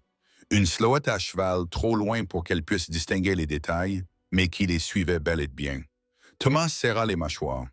Un chasseur de primes nommé Jake Carver. Il y a une prime sur ma tête, mise par un homme que j'ai envoyé en prison il y a 3 ans. Jake et moi avons eu un différend sur la piste vers l'ouest. Je pensais l'avoir convaincu de laisser tomber. Tu lui as tiré dessus. Il m'a tiré dessus en premier. Thomas lui jeta un coup d'œil. Je ne t'en ai pas parlé parce que je ne voulais pas t'inquiéter, mais on dirait qu'il est guéri et qu'il est revenu. Grace sentit la colère et la peur se battre dans sa poitrine. Après tout ce que Thomas avait risqué pour la retrouver, voilà maintenant ça. Qu'est-ce qu'on fait? On continue à chevaucher. On se dirige vers ce groupe de rochers là-bas. On se mettra à couvert si nécessaire. Mais Grace, écoute-moi bien. Il se tourna sur sa selle, le regard intense. Si les coupes de feu commencent, tu cours. Tu prends ce maire et tu rentres chez toi sans te retourner. Tu m'entends? Je ne te laisserai pas. Tu le feras si je te le demande. Promesse-le-moi. Grace regarda la détermination sur son visage, la peur qui se cachait derrière. Ce n'était pas pour lui, mais pour elle. Elle pensa à toutes les personnes dans sa vie qui l'avaient renvoyée, qui l'avaient forcé à partir. Mais là, c'était différent. Ce n'était pas un rejet, c'était une protection. « Je te le promets, » dit-elle. Même si ces mots avaient un goût amer, ils chevauchèrent plus vite, poussant leurs chevaux, se dirigeant vers l'abri des rochers. Le soleil descendait vers l'horizon occidental, peignant tout d'or dans l'ombre. Derrière eux, le cavalier se rapprochait, ne cherchant plus à se cacher. Thomas et Grace atteignirent les rochers alors que le soleil touchait les sommets des montagnes. Thomas descendit rapidement de cheval, aida Grace à descendre et plaça les chevaux derrière le plus gros rocher. Il vérifia son fusil, ses mouvements efficaces, entraînés. « Restez baissés, dit-il, et souvenez-vous de votre promesse. » Puis ils attendirent. Le bruit des sabots se fit plus fort, résonnant sur les parois rocheuses du col. Grace s'accroupit derrière le rocher, le cœur battant à tout rompre, les mains tremblantes. Elle n'avait jamais été confrontée à une telle violence, ayant passé sa vie à fuir les conflits plutôt qu'à les affronter. Mais Thomas restait calme comme un roc, le fusil prêt, les yeux rivés sur le cavalier qui approchait. Quoi qu'il arrive, il y ferait face. C'était sa nature. Le cavalier apparut, et Grace le vit clairement pour la première fois. C'était un homme grand, aux épaules larges, vêtu d'un long manteau sombre, couvert de poussière. Son bras gauche pendait raide, et elle comprit que c'était là que la balle de Thomas l'avait touché. Jake Carver. Il s'arrêta à une quinzaine de mètres, les mains visibles, sans chercher à atteindre son arme. Mais Grace pouvait voir le pistolet à sa hanche, le fusil attaché à sa selle, et le calcul dans ses yeux tandis qu'il étudiait la position de Thomas. « Brennan », appela Jake, sa voix portant à travers la distance. « Carver, tu as une femme maintenant. C'est de ça qu'il s'agissait. Ça ne te regarde pas. » Jake resta silencieux un instant, puis dit quelque chose à laquelle Grace ne s'attendait pas. « Ma femme m'a quitté il y a 5 ans. Elle ne supportait pas ce que j'étais devenu. Elle m'a dit, la chasse, les meurtres, les chevaliers, je ne rentrais plus à la maison. » Il se déplaça sur sa selle et Grace vit la douleur traverser son visage, non pas à cause de sa blessure, mais à cause de quelque chose de plus profond. Elle avait eu raison de partir. « J'étais un salaud et je suis pire maintenant. » Thomas ne baissa pas son fusil. « C'est une histoire triste, mais cela ne change rien à ce que vous êtes venu faire ici. » Non, en effet. Jake regarda au-delà de Thomas et vit Grace qui observait la scène derrière le rocher. Mais vous voir tous les deux, voir ce qu'un homme est prêt à endurer pour une femme, cela me fait réfléchir. Cela me rappelle ce que j'étais avant que la chasse ne prenne le dessus. Que voulez-vous dire, Carver? Jake a lentement mis la main dans son manteau et Thomas s'est tendu. Mais ce que Jake a sorti n'était pas une arme. C'était un morceau de papier officiel avec des inscriptions. Il l'a brandi pour que Thomas puisse le voir. Voici l'avis de Prim sur ta tête. Frank Morrison offre 500 $ pour que tu sois ramené vivant si possible. Jake a déchiré le papier en 2, puis encore en 2. Il a laissé les morceaux tomber par terre. Mais Frank Morrison peut aller au diable. Je suis trop vieux pour ça, trop fatigué, et tu m'as donné quelque chose que personne d'autre ne m'avait donné depuis longtemps. Quoi donc? Le choix. Tu aurais pu me tuer quand nous nous sommes battus.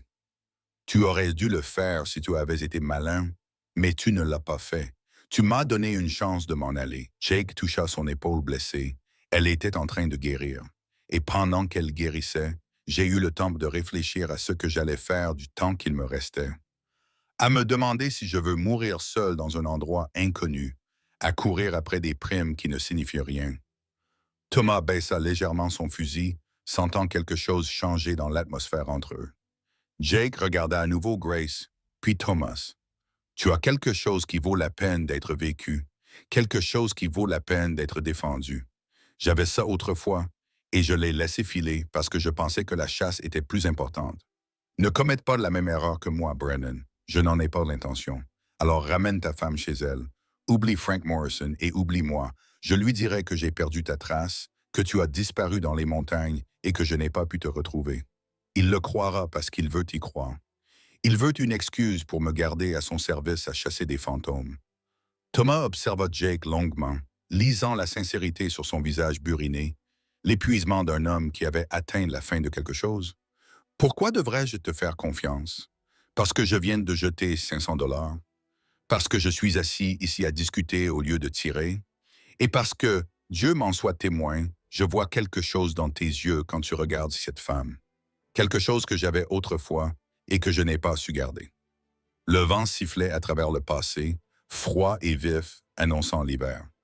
Grace observait les deux hommes, osant à peine respirer, sachant que ce qui allait se passer déterminerait s'ils rentreraient chez eux ou mourraient ici, parmi les rochers.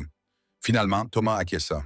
« D'accord, vous nous laissez passer. Nous oublierons ce qui s'est passé. » « C'est d'accord. » Jake rassembla ses rênes, se préparant à faire demi-tour avec son cheval. Mais avant de le faire, il ajouta une dernière chose. « Brennan, cette femme que vous avez là, elle fuit quelque chose. Je le vois à sa façon d'être. Peu importe ce qu'elle fuit, ne la laisse pas prendre position. Fais-lui comprendre qu'elle vaut la peine d'être gardée, car la fuite ne s'arrête jamais, à moins que quelqu'un ne t'oblige à t'arrêter. Puis Jake Carver fit faire demi-tour à son cheval et repartit par où il était venu, disparaissant dans les ombres qui s'allongeaient. Thomas et Grace restèrent silencieux, le regardant s'éloigner, n'arrivant pas à croire ce qui venait de se passer. Grace sortit de derrière le rocher, les jambes tremblantes. C'était le chasseur de primes, celui qui t'a tiré dessus. C'était lui. Il nous a laissé partir. Oui.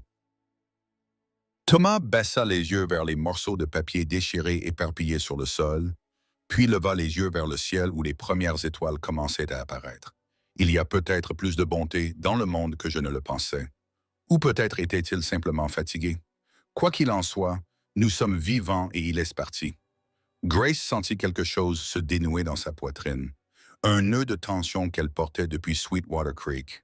Cet homme, ce Tom Brennan, qui avait bravé les tempêtes et les balles pour la retrouver, qui avait affronté Selous Cobb et Jake Carver pour la protéger. Il était réel. Ce n'était pas un rêve, ni une erreur, ni quelque chose qui allait se dissoudre comme la brume du matin. C'était réel. Elle lui prit la main, entrelaça ses doigts avec les siens et sentit les callosités, la force, la chaleur. « Ramène-moi chez moi, Tom. » Il sourit, et dans ce sourire se trouvaient toutes les promesses qu'il avait faites et qu'il avait l'intention de tenir. Oui, madame. Ils chevauchèrent toute la soirée et campèrent à la tombée de la nuit, trouvant un endroit abrité parmi les pins où le vent ne pouvait les atteindre. Thomas alluma un petit feu pendant que Grace déballait la nourriture que Madame Porter leur avait donnée. Du pain, de la viande séchée, assez de café pour le voyage de retour. Ils mangèrent dans un silence confortable, le feu crépitant entre eux, et pour la première fois depuis leur départ de Sweetwater Creek, Grace sentit quelque chose comme la paix s'installer en elle. Les étoiles apparurent en nombre au-dessus de leur tête, plus nombreuses qu'elle n'en avait jamais vues, comme des diamants éparpillés sur du velours noir. « Parle-moi de Rose, » dit Grace Vaughn. « Raconte-moi ce qu'elle a fait pendant mon absence. » Thomas sourit, son visage s'adoucissant comme toujours lorsqu'il parlait de sa fille. Elle a appris à ramasser les œufs sans se faire picorer par ce méchant coq. Elle s'entraîne à lire tous les soirs, même si Martha sait à peine lire elle-même. Et elle me parle de toi sans arrêt. Où est partie Mademoiselle Grace? Quand reviendra-t-elle? Se souvient-elle de moi? Grace sentit les larmes lui monter aux yeux. Je ne l'ai jamais oubliée, pas un seul instant. Je sais, mais elle a besoin de l'entendre de ta bouche. Et si je ne sais pas comment être ce dont elle a besoin? Et si je ne suis pas doué pour ça? Thomas tendit la main par-dessus le feu et lui reprit la main. Son toucher était doux mais ferme. Grace, tu étais déjà ce dont elle avait besoin. Tu étais tout pour elle, Summer. La seule chose qui a changé, c'est que tu as pris peur et t'es enfui. Mais tu es de retour maintenant. C'est ce qui compte. J'ai encore peur, moi aussi. C'est terrifiant. Tu es responsable de cette petite vie, de cette personne qui te fait entièrement confiance et tu sais que tu vas faire des erreurs, la blesser et la décevoir de mille petites façons, mais tu le fais quand même parce que l'alternative est pire. L'alternative, c'est de ne pas essayer. Grace le regarda à travers la lueur du feu. Cet homme qui avait été marshal et qui était maintenant éleveur, qui avait perdu sa femme et élevé seule sa fille, qui avait parcouru 300 miles à cheval parce qu'il avait fait une promesse. Elle vit les cicatrices sur ses mains et les rides autour de ses yeux, et les cheveux argentés qui témoignaient de toutes les marques que la vie avait laissées sur lui, et elle pensa qu'il était la plus belle chose qu'elle ait jamais vue. « Je t'aime », dit-elle, les mots sortant avant qu'elle ait pu y réfléchir, avant que la peur ne puisse l'arrêter. Thomas resta immobile. « Répète ça, je t'aime, Tom Brennan. Je pense que je t'aime depuis le jour où tu m'as accueilli chez toi, depuis que tu n'as posé aucune question et n'as rien demandé en échange, depuis que tu m'as confié ta fille. J'avais juste trop peur de l'admettre. » Il se leva, contournant le feu, s'agenouilla à côté d'elle et prit son visage entre ses mains. Ses pouces effacèrent les larmes sur ses joues. « Je t'aime aussi. Je t'aime depuis que je t'ai vu sauver la vie de Rose. Depuis que tu as planté ce jardin et lui as appris à lire. Depuis que tu t'es tenu à ma porte au lever du soleil comme si tu étais censé être là. J'ai parcouru 300 miles pour te le dire, et j'en parcourrai 300 de plus s'il le faut pour que tu me croies. » Puis il l'embrassa doucement, sayant une promesse faite avec ses lèvres plutôt qu'avec des mots. Grace lui rendit son baiser, goûtant le café et la fumée, et quelque chose de plus doux encore. Goûtant l'espoir, les possibilités et l'avenir qu'elle n'avait jamais osé espérer. Lorsqu'ils se séparèrent, tous deux haletants, Grace posa son front contre le sien. « Ramène-moi chez moi, murmura-t-elle. S'il te plaît, je veux rentrer chez moi. » Les 3 jours suivants passèrent dans un tourbillon de balades à cheval, de discussions et d'une complicité grandissante. Ils parlèrent de petites choses et de grandes choses, de leur enfance, de leurs rêves et de leurs peurs. Thomas lui parla de Sarah, de la culpabilité qu'il portait encore en lui, de l'amour qu'il ressentait pour Grace, comme une seconde chance qu'il ne méritait pas, mais dont il était reconnaissant malgré tout. Grace lui en dit plus sur ses années d'errance, sur les personnes qu'elle avait aidées et les villes qu'elle avait traversées, sur la solitude qui avait été sa compagne constante. Et lentement, kilomètre après kilomètre, heure après heure, elle commença à croire que cette fois-ci serait peut-être différente, qu'elle avait peut-être enfin trouvé un endroit où elle pourrait cesser de fuir. Le 5e jour, alors qu'il franchissait la dernière crête, Thomas désigna la vallée en contrebas. « Là, c'est chez nous. » Grace regarda le ranch qui s'étendait sous leurs yeux. La maison, petite mais solide, de la fumée s'élevant de la cheminée, la grange et le corral, les pâturages où paissaient les bovins, et sur le porche, une petite silhouette se protégeant les yeux du soleil de l'après-midi, observant les routes. Même à cette distance, Grace pouvait voir le moment où la jeune fille les reconnut, pouvait la voir se figer sous le choc, puis se précipiter, descendre les marches du porche, traverser la cour, courir vers eux, les bras tendus et la voix portée par le vent. « Papa, mademoiselle Grace, vous êtes revenu. » Thomas éperonna son cheval pour aller plus vite, et Grace suivit le maire, se lançant au galop. Ils dévalèrent la pente, et le cœur de Grace battait si fort qu'elle crut qu'il allait sortir de sa poitrine. Ils arrivèrent dans la cour, et Thomas eut à peine le temps de descendre de cheval, que Rose se jeta sur lui, enroulant ses bras autour de sa taille et sanglotant dans son manteau. Il la souleva, la serra contre lui, et murmura des mots que Grace ne pouvait entendre. Puis Rose s'écarta et regarda derrière son père.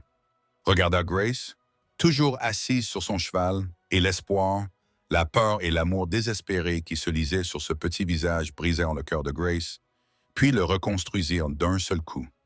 Grace descendit de cheval, les jambes tremblantes, et fit 2 pas en avant. Rose courut vers elle, et Grace tomba à genoux et prit la fillette dans ses bras, la serra fort contre elle, sentit ses petites mains agripper sa robe. « Tu es revenu, » sanglota Rose. « Papa m'avait dit que tu reviendrais, mais j'avais tellement peur que tu ne le fasses pas. Je suis là, ma chérie, je suis là. Tu restes? Tu restes vraiment? » Grace leva les yeux vers Thomas et vit qu'il les regardait, les yeux humides et brillants. Elle baissa les yeux vers Rose, cet enfant qui lui avait donné un cheval de bois et qui avait fait confiance à son père pour la ramener à la maison. « Oui, » dit Grace d'une voix forte et assurée. « Je reste, je te le promets. » Rose s'écarta, le visage baigné de larmes, mais souriante. « Tu peux encore m'apprendre à lire, m'aider à jardiner et me raconter des histoires avant de dormir? » « Oui, à tout cela. Oui, à tout. » Rose jeta à nouveau ses bras autour du cou de Grace, et Grace serra contre elle cet enfant qui n'était pas la sienne par le sang, mais qui était la sienne à tous les égards qui comptaient. Elle la serra dans ses bras, pleura et remercia la puissance qui lui avait donné cette seconde chance. Martha Doyle sortit sur le porche, s'essuyant les mains sur son tablier, souriante. « On dirait que tu l'as trouvé. » Thomas sourit. « Oui, bien. Maintenant, rentrez tous à l'intérieur. Le dîner est presque prêt, et j'imagine que vous êtes tous les deux affamés. » Ce soir-là, ils s'assirent tous les 4 autour de la table de la cuisine, mangeant le ragoût et le pain de Martha. Rose parla sans arrêt, racontant à Grace tout ce qui s'était passé pendant les 2 mois où elle avait été absente. Les poules avaient eu des petits. Le méchant coq avait finalement été dévoré par un renard. La cuisine de Martha était horrible comparée à celle de Grace, ce que Martha reconnaissait volontiers. Grace écoutait et riait, sentant les morceaux de son cœur brisé se recoller, cellule après cellule, instant après instant. Elle croisa le regard de Thomas de l'autre côté de la table et y vit l'amour, la fierté, le soulagement. Après le dîner, lorsque Rose fut enfin épuisée d'avoir tant parlé et s'endormit dans son fauteuil, Thomas la porta jusqu'à son lit. Grace le suivit, le regarda border sa fille, observa la douceur de ses mains, l'amour dans chacun de ses gestes. Lorsqu'il se retourna, Grace se tenait dans l'embrasure de la porte, et le regard qu'ils échangèrent se passa de mots. Ils sortirent sur le porche dans la fraîcheur de la soirée d'octobre. Les étoiles brillaient, froides, et la montagne se dressait, noire contre la brume. Grace s'appuya contre Thomas, et il passa son bras autour de ses épaules, solide et chaleureux. « Merci, dit-elle doucement, de ne pas avoir abandonné, d'avoir fait tout ce chemin, d'être resté assis sur ces marches toute la nuit. Pour tout. La parole d'un homme est sacrée. Je t'ai dit que tu avais ta place ici. Je devais te le prouver. Tu l'as fait. Tu me l'as prouvé. » Grace se tourna vers lui, les mains posées sur sa poitrine, sentant son cœur battre fort et régulièrement sous ses paumes. Que va-t-il se passer maintenant? Maintenant, nous vivons. Nous nous occupons de Rose. Le ranch passera l'hiver. Au printemps, si tu veux, nous pourrons parler de rendre cela permanent. Un mariage, je veux dire, si c'est quelque chose que tu souhaites. Grace sentit monter en elle les vieux instincts de panique, mais elle les refoula, regarda cet homme qui lui avait tout donné sans rien demander en retour et connut de la réponse. « Je le voudrais beaucoup. » Thomas sourit de ce rare sourire qui transformait son visage. Il embrassa son front, ses joues, ses lèvres. Chaque baiser était une promesse tenue et une nouvelle promesse faite. Ils restèrent debout sous le porche tandis que la nuit s'intensifiait. Deux personnes qui avaient été brisées de différentes manières, trouvant leur plénitude l'une dans l'autre. À l'intérieur de la maison, Rose dormait paisiblement pour la première fois depuis des mois, rêvant de jardins et de chevaux de bois, et de la femme qui avait promis de rester. Les étoiles tournaient au-dessus de leur tête, indifférentes et éternelles. Les montagnes veillaient, témoins silencieux de toutes les joies et de toutes les peines qui se jouaient dans leur ombre. Et dans une petite maison de ranch du Montana, une famille se soudait, cousue avec soin, choisissant l'autre plutôt que la peur, choisissant l'amour plutôt que la sécurité, choisissant de croire que certaines choses précieuses valaient la peine de prendre le risque. 23 ans plus tard, dans cette même maison, par un après-midi d'hiver, un vieil homme était assis près du feu et terminait son histoire. Thomas Brennan, aujourd'hui âgé de 67 ans, regarda son petit-fils, James, et sourit. Le garçon tenait le cheval de bois dans ses mains, le retournant, examinant la sculpture soignée, la douceur usée par des années d'utilisation. « Alors, grand-mère est restée, dit James. Elle est restée, et nous nous sommes mariés au printemps suivant dans la petite église du village. Rose était notre demoiselle d'honneur. Elle avait 8 ans et était très fière. Rose, aujourd'hui âgée de 30 ans et enceinte de son deuxième enfant, essuya les larmes qui coulaient de ses yeux. Je me souviens que je portais une robe jaune et que j'avais le bouquet de grand-mère. Le chasseur de primes est-il revenu? Demanda James. Non, Jake Carver a tenu parole. Nous ne l'avons jamais revu. En prononçant le nom de Silas Cobb, le visage de Thomas se durcit. Il a essayé une fois, environ 2 ans plus tard. Il est arrivé au ranch ivre et méchant, cherchant des ennuis, mais il a trouvé autre chose à la place. Quoi? Moi et une femme qui savait tirer aussi bien que moi. Nous l'avons chassé ensemble et il n'est jamais revenu après ça. Il est mort quelques années plus tard, d'après ce que j'ai entendu. Son foie a lâché à cause de toute cette boisson. Grace est entrée de la cuisine avec un plateau de café et de biscuits. À 52 ans, ses cheveux étaient striés d'argent, mais ses yeux étaient toujours aussi sombres et profonds, ceux-là même dont Thomas était tombé amoureux il y a tant d'années. Elle posa le plateau et s'assit à côté de son mari, sa main cherchant instinctivement la sienne. « Tu racontes encore cette histoire? » demanda-t-elle en souriant. James voulait en savoir plus sur le cheval. Grace le prit et le tint comme s'il s'agissait d'un trésor. Je l'ai sculpté pour Rose l'été avant de m'enfuir. J'avais tellement peur, j'étais tellement convaincu que je ne méritais pas le bonheur que j'avais trouvé. Il a fallu que ton grand-père parcourt 300 mètres à travers l'enfer pour me prouver que j'avais tort. Et rester assis sur ces marches toute la nuit, ajouta Rose. Et affronter Silas Cobb et Jake Carver, dit Thomas, et refuser d'abandonner alors que n'importe quel homme sensé aurait laissé Grace mourir. James regarda ses grands-parents, leurs mains entrelacées, l'histoire écrite sur leur visage et l'amour dans leurs yeux. C'est la plus belle histoire que j'ai jamais entendue. Thomas ébouriffa les cheveux du garçon. Ce n'est pas seulement une histoire, mon fils, c'est la vérité. Et la vérité, c'est que l'amour vaut la peine de se battre, de se lancer, de tout risquer. Parce qu'au bout de tous ces kilomètres, de toutes ces peurs et de tous ces doutes, si tu finis avec la personne que tu aimes, alors tout cela en valait la peine. Grace appuya sa tête sur son épaule et ils restèrent assis là, près du feu, entourés de leur famille, se remémorant le chemin qui les avait menés jusqu'à ce moment. La lettre renvoyée à l'expéditeur, la veillée sur les marches froides, le trajet de retour à travers les cols de montagne, tout cela les menant ici dans cette pièce chaleureuse auprès de ces personnes qu'ils aimaient.